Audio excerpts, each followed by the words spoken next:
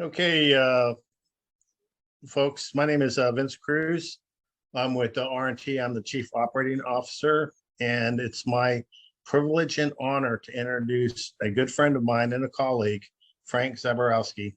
Frank is a Senior Director of CyberPatriot Operations for the Air Force Association's CyberPatriot program, the National Youth Cyber Education Program. He plans and conducts the CyberPatriot National Youth Cyber Defense Competition to further student interest in cybersecurity, science, technology, engineering, and mathematics. Before joining CyberPatriot, Frank retired as a Marine Corps colonel. He has 30 years of experience in leadership positions in planning, management, and implementation of communications and information systems. He served in the Joint Interoperability and Engineering Office, where his team rolled out the Global Command and Control System and the Secret Internet Protocol Router Network, known as SIPR. During his military career, he also served as the Chief Information Officer and Director of, I'll say C4, which is Command, Control, Communications, and Computers for multiple organizations. He had the responsibility for enterprise planning, project management, and installation of operation of voice, video, data, radio, and satellite systems in the United States and overseas. Additionally, he served as a network certification and accreditation authority. Frank has a BS in education from Slippery Rock State College in Pennsylvania, a master's of strategic studies degree from the Marine Corps War College, and attended Gartner Chief Information Officer Academy in San Jose, California. So it's my pleasure to turn everything over to Frank, and good luck, Frank. It's all yours. Thanks, Vince. That was quite an introduction, but I have to tell you, when I left the Marine Corps about 10 years ago, I said I want to do something to give back. And I was looking for a job where I could put together my education credentials and the training that I did while I was in the military, but along with the IT experience and cyber experience that I had in the Marine Corps. And this job at CyberPatriot opened up. I didn't know anything about it, but I haven't looked back since I joined. Yeah, I believe in the program, and I'm going to tell you why. The first thing is CyberPatriot is part of the Air Force Association. Why is that important? Because the Air Force Association really delves into national security issues. And one of our national security issues that we look at seriously is national technical workforce. There is a shortage of workers, but what we're looking for also is to have ethical workers.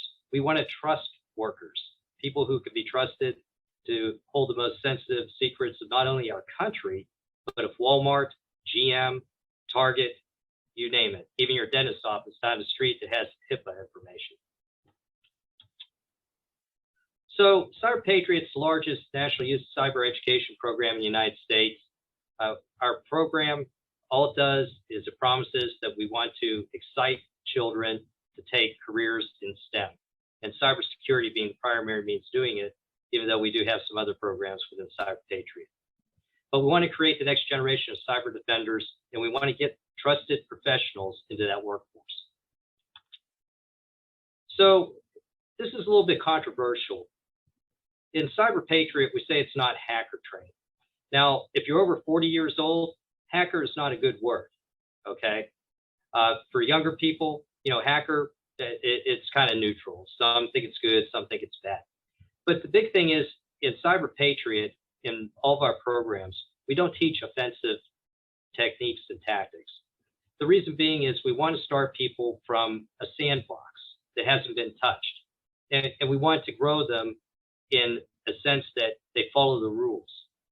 There is a place for other competitions and other programs where you can do ethical hacking and capture the flag and those sorts of things. But at CyberPatriot, what we want to do is we just want to start fresh and clean. And then when people want to move on to something else or do something else on the side, they can do that. The other thing about CyberPatriot is I said that we're part of the Air Force Association, is we're not part of the Air Force.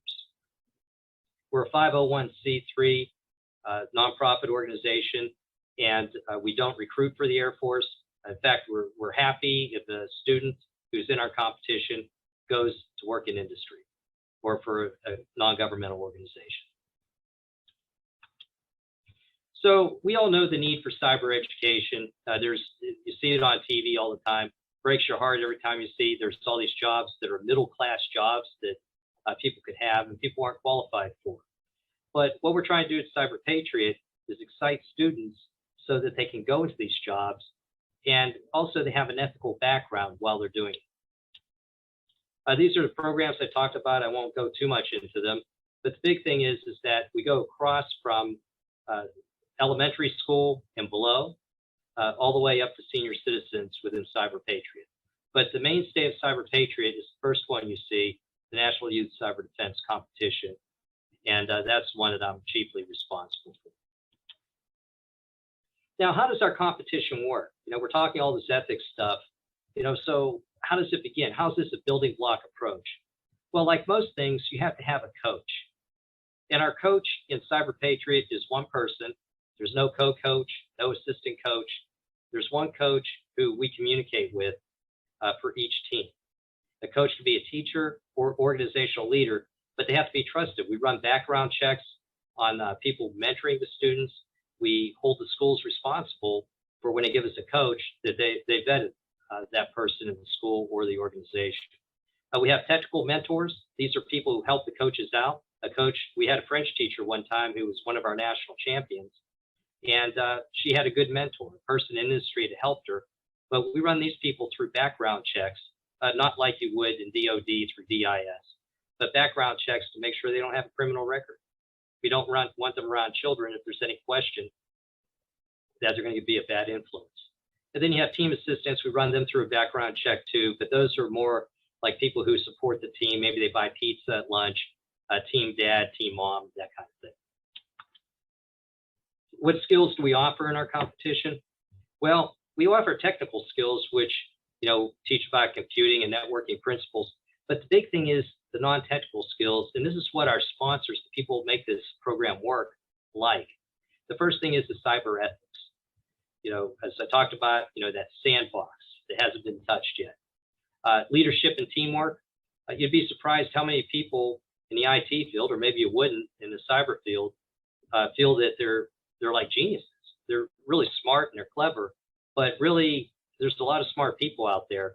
But within our competition, we teach people how to work together, because pre-COVID and even during COVID, we require them to come into a space where they can see the body language and those sorts of things, and they can deal with other people. But they're under the supervision of a coach. Next, we have the non-technical principles that we really like, the cyber hygiene, cyber safety, and etiquette, and those sort of things that you would expect. So what do we do in the competition? Well, CyberPatriot's not a capture the flag type of competition. What we do is we take virtual machine images. In other words, we'll take a Windows 10 operating system that's clean. We'll take out any security features or settings that may be in it, and then we basically sabotage it. We make it the most unsecure system you could possibly have. And then what the students do is they open up this image that they download. The image is like a game, okay? And it's Windows 10, it pops up on their computer screen. And what they'll do is they'll open it up and it'll be a README scenario. And during the README scenario, it'll tell them that they're with a company, what the company does. And then it'll give them a list of people who are allowed to be on that system that they're on. So in this case, a Windows 10, there's a group of people allowed to be on there, which are on that README scenario list. And then what the students will do is they'll go into user accounts, for instance. They'll take a look at who's in the user accounts, who has an account on that system. They'll compare it against the access list. In this case, you can see that we have an unauthorized user of gaming. So students delete gaming, they get a point. If Diaz doesn't have a password and they give Diaz the password, then they get a point for that. They put antivirus on, they get a point for that. If they make the antivirus too tight, it quarantines things that make the system work, then they lose points. And it goes on, and it gets very, very complicated in the Microsoft System Security Council, Microsoft Management Council, so on and so forth. Then we have Cisco, which comes up with two parts of our competition, which is Cisco quiz and a Cisco Netiquette packet tracer exercise. What that is when you take a virtual network and you make it online, and then it gets graded when it's finished. So looking at the program, you're saying, wow, a lot of these kids, they want to go into college. They want to go into a STEM career field. We really have some really good statistics, but we know that causation and correlation aren't the same thing. So we asked them, how many of you did being in CyberPatriot impact going into the field? And fully 85%. Now you got to remember that this is not a competition where we have students all over each other trying to capture a flag, get into another system, break into that system. What these students are doing is they're finding and fixing vulnerabilities within their own system, and they're not allowed to use offensive techniques against the server, the scoring server, or against other teams. So the program effectiveness when it comes to ethics comes from a couple things, but primarily the rules. We have a CyberPatriot rules book, which my staff wrote, and the rules book has about 15 pages of rules of competition. Now, CyberPatriot is a little bit different than, say, a football program, because the CyberPatriot, you're not allowed to bend the rules. You're not allowed to use the rules for your own advantage. You're not allowed to reprogram it, like on Star Trek, the Kyoshi Maru. I can't remember exactly what it was, but you're not allowed to do that. Our training module number 1 is ethics, and that's for a purpose. Training module 1 has situational ethics, where a person's put into a situation where they have to make a decision. Are they going to do the right thing or not do the right thing? They're given real-world examples of people who have put ransomware on their own companies, and people who violated rules within the industry. You see, in CyberPatriot, we're trying to develop the ethics of the students, and they have to develop their own ethics, so that at 19, they're not in federal prison for robbing a bank or putting out, some kind of logic bomb that takes down part of our governmental structure. On these defined rules, it's interesting to see how it works, because the coaches, the individual coach who does this competition, and we do 4 rounds online at a school, or now we do with Zoom with COVID, and at schools and at organizations. Well, these coaches are the ones who enforce the rules. And you'd be surprised how we get calls all the time from coaches saying, hey, you know what? My team didn't understand this rule, but they broke it, so penalize it. And it really touches you, because you realize that these coaches, which are mostly teachers and organizational leaders, youth organizational leaders, they're trying to teach kids not to lie, cheat, or steal, the foundation of ethics, how to follow the rules. Because when they get into industry and are working, that's what they have to do. There's no bending the rules when you're working for a company and you're supposed to put certain policies in. There's no shortcuts. Next thing is unfair competitive advantage. Within our competition, if we determine that there is an unfair competitive advantage, we'll be the first to fess up. And what we'll do is we'll change the scoring. We'll say, look, if this group had advanced knowledge of an answer through, a leak or some legitimate way or a non-legitimate way, then it's no problem with us no problem with us to change the scoring. We'll throw a question out, we'll throw a fix out. If people knew that, hey, that user account, it had some setting on it, and somehow it got out onto the internet or something like that, then we'll go back and change it. So what we're trying to do from our vantage point is to show the students that, hey, this works all the way around. And, you don't like it when you make a mistake, but part of ethics is you own up to it. And by owning up to it soon, and sooner than later, that helps in the long run. Next, we have self-reporting. I talked about coaches doing the self-reporting. Students do the self-reporting. They know what the rules are. They look in the rules book, and they'll call us up and they'll say, hey, we didn't understand this rule. We did this. So within CyberPatriot, what we do is we don't, use the hammer everybody who breaks the rule, but we take a look at the whole situation on a case-by-case basis. If people will ask us, well, if they go overtime, how many points is that? We don't tell them. Why? Because we don't want people saying, gee, if I could do a few more things and go overtime in a competition and get more points, then it might be worth it. And so we deal with it on a case-by-case basis, on a round-by-round basis. On our we have 4 online rounds, so our later rounds, what we'll do is we'll say that if you violate overtime, it's worth a lot more points, and you won't know until the competition's over, until that competition round's over. Next thing is self-policing. Within CyberPatriot, we have students who set up discussion forums. You can see them on Discord and other places. And what they've done, and we have no say, we stay out of that business of moderating. If we see something that we think is violating our rules, we'll get involved, but we'll stay out of it. And the students police themselves. You know, somebody puts up, hey, does anybody know the answer to this question? Well, the moderator will say, you know, that's against the CyberPatriot rules, take it down.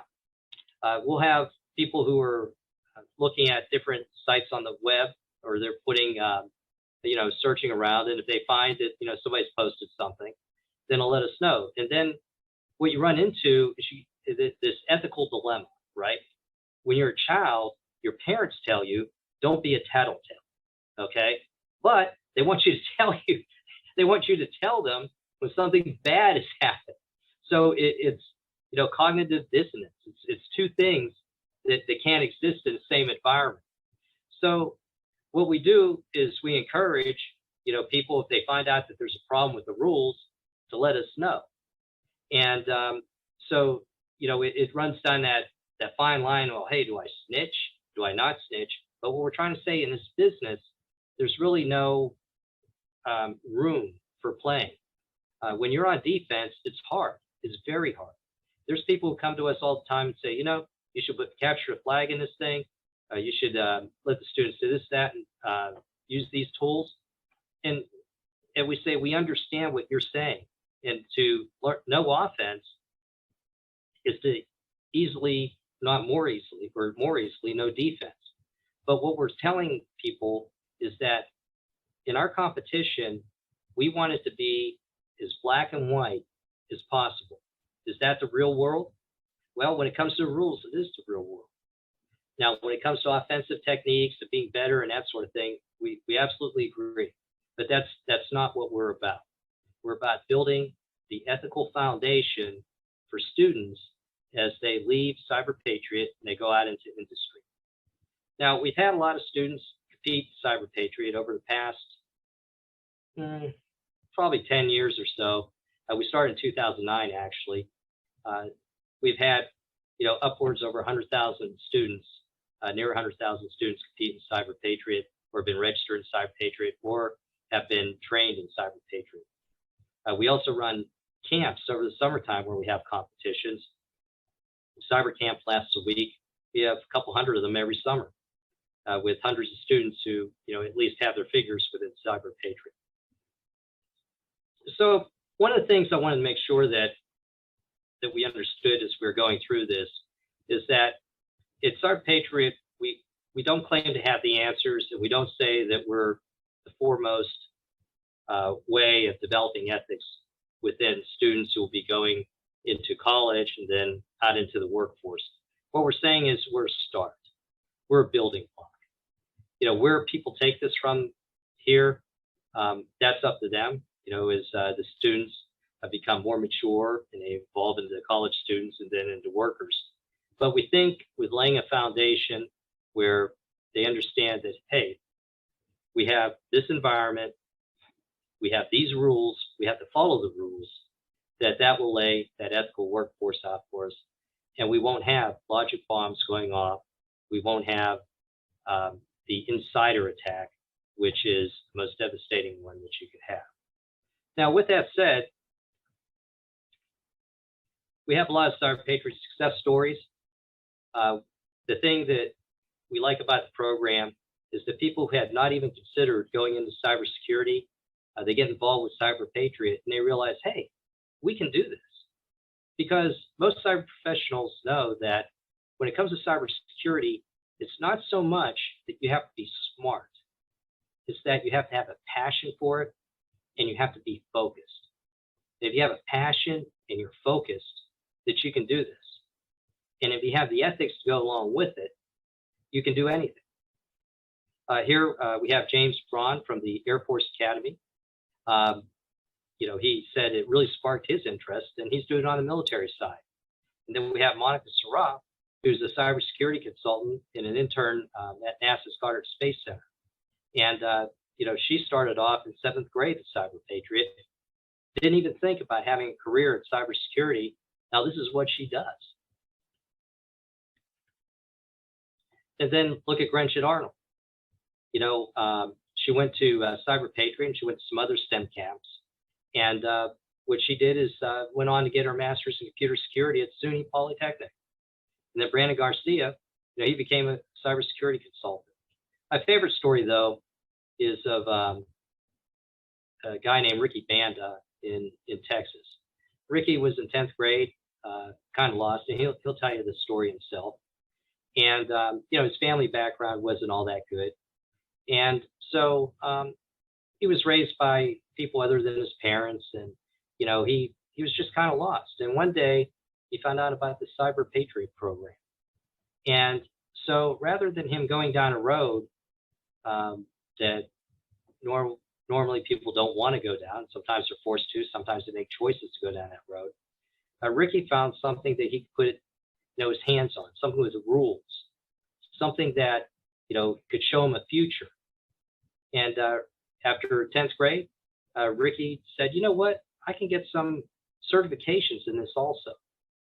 And Ricky moved on, and he eventually got a scholarship and moved into a middle-class lifestyle that he may not have had otherwise. And so as I end this presentation, and I'll open up to any questions that you may have, what I would ask is that when we're talking about a cyber workforce, that we want to be ethical, that we start at the beginning, okay? With CyberPatriot or any of the other programs out there that are either competitions or they're just teaching children about, coding and those things, volunteer, show them the right way. Yeah, there's a place for, people who don't do things quite the right way, but normally those are people outside, even people doing offensive tactics, they have to be trusted.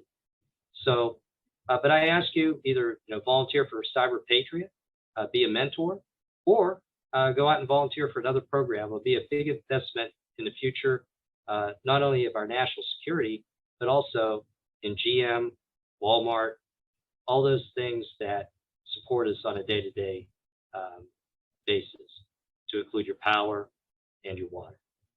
Okay, with that said, let's take a look at any questions we may have up here on chat. Hey, Frank, can I ask you a couple of questions? Yeah, sure. Just to get the so how large is CyberPatriot, and are there chapters in every college or state or communities? Sure. So CyberPatriot this year had a little over 15,000 students registered. Each one of our teams has anywhere from they could start at two students on a team, but normally it's about 4 in the middle. They can have up to 6. We have a team that's started by a coach. It could be anywhere across the country. We have centers of excellence. Some of our bigger centers of excellence are in California and in Texas. San Antonio is huge when it comes to that. But any teacher who wants to start a CyberPatriot team, any person in a youth organization, all they need to do is go to our website, uscyberpatriot.org, not CyberPatriot, but uscyberpatriot.org, and register a team. Registration is closed for this season, but it'll open up again in April. Our season goes from April to April.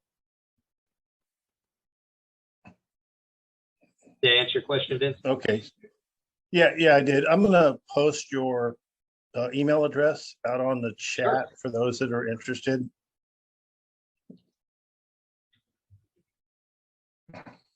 Now, one thing I could put out here on our website, if you want to see what CyberPatriot is, we have a demo, which is actually a working demo. So let me go ahead and bring that up, and we can also put that out there for you.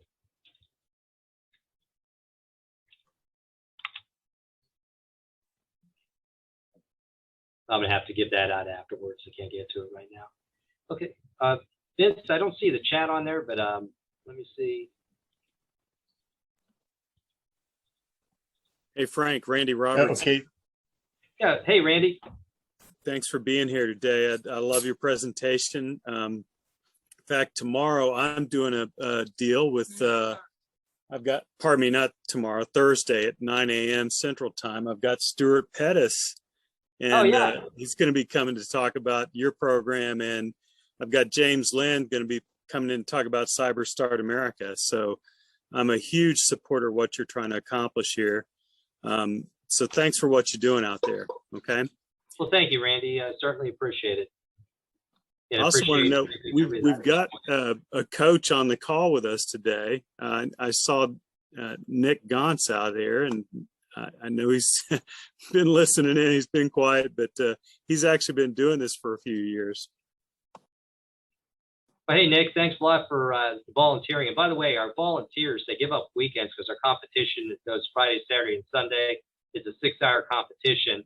It's 6 contiguous hours. And we know that they could be out doing other things. And some of these coaches, they put in over 10 hours a week. And that's pretty good for being a coach of a non-academic activity. I'll jump in since Randy kind of threw me in there, but we've been coaching since CyberPatriot 5, so been around the block a few times, but to really try to echo what Frank was saying about the getting people to mentor or volunteer. If you want to get involved with teams, I guarantee you there are teams everywhere looking for good, talented mentors. Coaches sometimes are more closer to a soccer mom than a technical person, and they need good technical people to help guide the teams to be more successful, especially if you have skills in more of the Linux and Cisco side of things, because lots of people know the Windows side and not the Linux and Cisco. So if you want to volunteer your time, it is such an amazing group. The kids get super excited being plugged into it. And it's taking a serious subject like cybersecurity, turning it into a game, and they learn best in that scenario. So thank you, Air Force Association, for putting this together. It's been amazing for us. And thank you, Nick. And I know you put a lot of time in there, and you've had a lot of success too. So thanks a lot for all you do.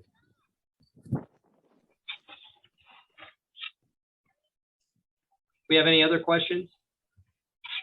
Hey, Frank, there's a question in the chat about homeschool kids, and about, I would ask even broaderly, it's very easy to go to a school and get a group involved, but can we get, does it have to be a school group that gets involved, or are there ways to get non-school related groups involved? Oh, yeah. I didn't want to be exclusive, but I guess I was. We have a lot of homeschools involved in CyberPatriot. All you need to do is just have your compact or whatever your school group is. As long as they have a charter, in other words, child protection is part of it, then it's not a problem. Kids have to have permission forms like they do at a regular school to participate, but you guys can keep that locally. When it comes to boys clubs, girls clubs, we do that. Civil Air Patrol is a big player. The YMCA, YWCA, we've had teams from them. So yes, we're open to any organization that has a charter. In other words, they're a chartered organization, and within that charter, they have a youth protection program. We're very serious when it comes to that. We have plenty of times where, I shouldn't say plenty, but times when a coach can't make it to a competition, they want somebody else to take the place. Unless they do the right paperwork, we just say no. And we're not doing that to be bad, but we want to make sure that there's one unambiguous coach for each team. And if that coach cannot show up, that somebody who's duly vetted by the school organization says they can be alone unsupervised with children. And I tell people all the time, what we don't want to have happen in a competition is you have Juan sitting there, doing the competition, and then Bob, who's the school bully, comes in and says, "Hey, I heard you've been looking at my girl," and then he knocks one of Juan's teeth out. And then a parent says, "Hey, who's the teacher in charge?" And then you have two teachers saying, "Well, I thought he or she was going to be there," and they weren't. So we take this very seriously, not only for stuff like that, but also to have people supervise the cyber end, or children getting into gambling, or harassing people online during the competition. So yeah. So anyway, we're open up to all types of organizations, as long as you have youth, as long as you have a charter and you have a youth protection programs part of that charter. Okay. Site's back up. It was something when you tried to look earlier, it was not working. It wasn't for me, but it is up now.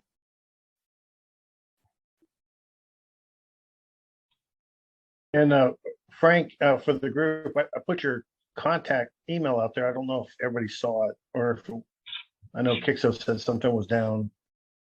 Did you see that, Kixo? Yeah, I saw the Zabororowski. I see his email here at US CyberPatriot.org. Yep. And I see Anybody the full else? page. Oh, go ahead. Sorry, Kixo. No, I was just saying I see the full page now, and I'm gonna look into this with my kid. Honestly, even though there's other things that can be done, very informative. What you provided, I never thought about this, so this is cool. Honestly, Had no clue it existed before I got the job. Ooh. Great. Yeah. That's because Frank's a former Marine, like myself. A lot of things existed we had no clue about. I appreciate it. Okay, is wrapping it up and thanking Frank. Are there any outstanding alibi questions that anybody has? Anybody? I had a quick question for you, Frank. The new program that's the outreach where we can get the kids involved with becoming trainers, I'm guessing for the senior citizens. Can you give a brief rundown of that? I'm actually Sure. interested in getting kids into that this year. Yeah, sure. We one of the programs we have is Cyber Generations, and also we have a program where we have students go out and they teach. They're called tech caregivers. They teach our most vulnerable population, and that's our elderly. People who are just more than immigrants to the digital world. They aren't even there in a lot of cases, and they might have a Facebook account, and people will try to take their money or rip them off somehow, give them misinformation. So we have Tech Caregivers program where we recognize our CyberPatriot participants as they go out and they teach senior citizens Cyber Generations program, which is just a basic cyber hygiene. How do you lock that? How do you put a password on a Windows computer? How do you know something's a scam and something's not? When you look at a URL, if it's .ch, well, probably that's not where you want to go. If it's something supposed to be in the United States, so that's or .cn. So that's what we're looking at right now. But yeah, it's called Tech Caregivers, and we encourage our CyberPatriot participants, students, to be involved in it, where they go out and they teach senior citizens about cyber, and we call it Cyber Generations. Did I answer your question, or was I all over the place on that? No, I love it. I love the getting with the senior citizens was a great expansion on CyberPatriot's part, and then being able to. We've always had trouble getting people to volunteer to go talk to that group, and I like the idea of taking the CyberPatriot people and getting them plugged back into giving back a little bit. So I haven't had time to dig into it this year. I've just kind of briefed over it on the website, but at some point I've got to dig into that and figure out how to get that to our kids. Well, thanks. It's a good program.